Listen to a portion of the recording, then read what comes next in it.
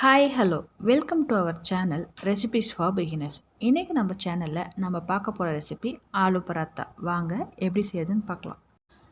2 cup கோதுமை மாவு எடுத்துக்கலாம். அதில் 1 டேபிள் ஸ்பூன் ஆயில் ஆட் பண்ணிக்கோங்க.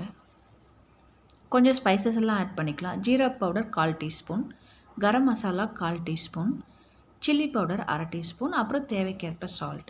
இது எல்லாமே ஆட் பண்ணிவிட்டு நல்லா மிக்ஸ் பண்ணிக்கோங்க. இப்போ தண்ணி பார்த்தீங்கன்னா, நான் இதே கப்பில் 2 கப் மாவு எடுத்திருக்கேன்.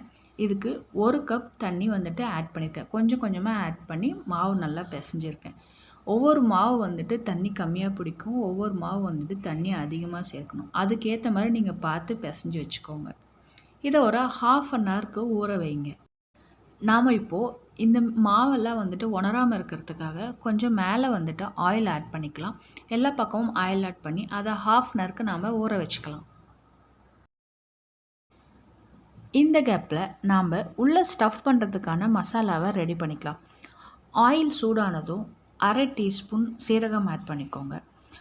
சீரகம் நல்லா பொரிஞ்சதும் ஒரு பெரிய வெங்காயம் எடுத்து நல்லா பொடி பொடியாக கட் பண்ணி ஆட் பண்ணிக்கோங்க. ஆனியன் நல்லா வதக்கிக்கலாம். வெங்காயம் நல்லா வதங்கினதுக்கு அப்புறமா அதில் நம்ம 1 டீஸ்பூன் இஞ்சி பூண்டு விழுது ஆட் பண்ணிக்கலாம். இஞ்சி பூண்டு விழுதோட பச்சை ஸ்மெல் போகிற வரைக்கும் நல்லா வதக்கிக்கோங்க. இப்போ நம்ம ஸ்பைசஸ் எல்லாம் ஆட் பண்ணிக்கலாம். Coriander powder 1 teaspoon, chilli powder 1/2 1, அது உங்கள் காரத்துக்கு ஏற்ப. கரம் வந்துட்டு 3/4 ஸ்பூன்லேருந்து 1 டீஸ்பூன் வரைக்கும் ஆட் பண்ணிக்கோங்க. ஜீரம் 1/2 டீஸ்பூன்.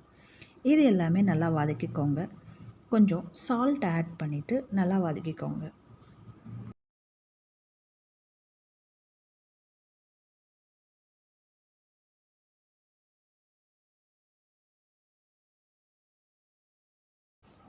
நாம் ஏற்கனவே வேக வச்சு மேஷ் பண்ணி வச்சுருக்க பொட்டேட்டோஸை இதில் ஆட் பண்ணிக்கலாம். ஆட் பண்ணிவிட்டு நல்லா மிக்ஸ் பண்ணி விட்டுக்கோங்க. இப்போ நம்ம 1/2 டீஸ்பூன் பெப்பர் பவுடரை ஆட் பண்ணிக்கலாம். நீங்கள் இப்போ ஆட் பண்ணாலும் ஓகே, இல்லை ஸ்பைசஸ் எல்லாம் ஆட் பண்ணும்போது நீங்கள் அப்போவே ஆட் பண்ணிட்டாலும் ஓகே. ஃபைனலாக கொரியாண்டர் லீவ்ஸ் போட்டுக்கலாம். இப்போ நல்லா வதக்கி விட்டு இதை நாம் ஆற விடலாம். ஆறுனதும் பால்ஸ் மாதிரி எல்லாமே ரவுண்ட் பண்ணி தனியாக எடுத்து வச்சுக்கோங்க. இப்போ நம்ம மாவு எடுத்து சப்பாத்தி திரட்டுற மாதிரி திரட்டிக்கலாம். இது நீங்கள் ரொம்ப மெலிசாகவும் திரட்டக்கூடாது, ரொம்ப மொத்தமாகவும் திரட்டக்கூடாது. மீடியம் சைஸில் வந்துட்டு திரட்டிக்கோங்க. திரட்டிட்டு சென்டராக நம்ம பால்ஸ் பிடிச்சி வச்சுக்கலாம், மசாலா பால்ஸ். அந்த மசாலா பால்ஸை ஆட் பண்ணிவிட்டு இந்த மாதிரி மடிச்சுக்கலாம். மடிச்சுட்டு கொஞ்சம் ப்ரெஸ் பண்ணிக்கோங்க. ரிமைனிங் மேலே இருக்கிற மாவை வந்துட்டு ரிமூவ் பண்ணிவிடுங்க. ரிமூவ் பண்ணிவிட்டு ஃபுல்லாக க்ளோஸ் பண்ணி மாவு வச்சு இது மேலேயும் கீழேயும் டிப் பண்ணிவிட்டு இப்போது அகைன் வந்து திரட்டிக்கலாம். இப்போ பராத்தாவை திரட்டும் போது நீங்கள் வந்துட்டு ரொம்ப அழுத்திடாதீங்க. அதாவது ஃபோர்ஸ் கொடுத்து ஒவ்வொருத்தவங்க பண்ணுவாங்க இல்லையா, அந்த மாதிரிலாம் எதுவும் பண்ணிடாதீங்க. நீங்கள் சாஃப்டாகவே திரட்டுங்க.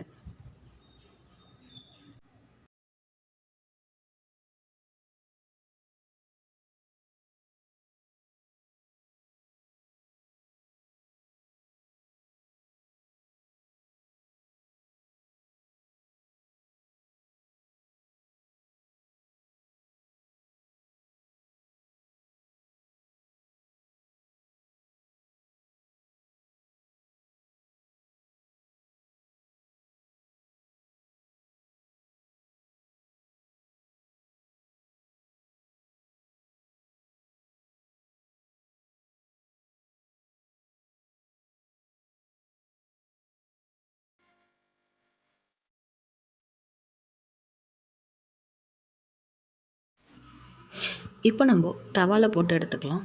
தவாவில் ஃபஸ்ட்டு என்ன பண்ணுறீங்க, ஆயில் ஆட் பண்ணிக்கோங்க. ஆயில் ஆட் பண்ணிவிட்டு பராத்தாவை ஆட் பண்ணுங்கள். பராத்தா மேலே வந்துட்டு ஆயில் அப்ளை பண்ணிக்கோங்க. பராத்தா ஒரு பக்கம் வந்துட்டு வெந்ததும் அகைன் ஃப்ளிப் பண்ணி போடுங்க. இது மாதிரி 2 டைம்ஸ் 3 டைம்ஸ் ஃப்ளிப் பண்ணி போடுங்க. அவ்வளோதாங்க, நமக்கு சூப்பரான பராத்தா இப்போது ரெடி ஆகிடுச்சு. நீங்கள் உங்கள் வீட்டில் இந்த பராத்தாவை செஞ்சு பார்த்துட்டு உங்களுக்கு எப்படி வந்துச்சுன்னு உங்களோட கமெண்ட்ஸை கமெண்ட் பாக்ஸில் போஸ்ட் பண்ணுங்கள்.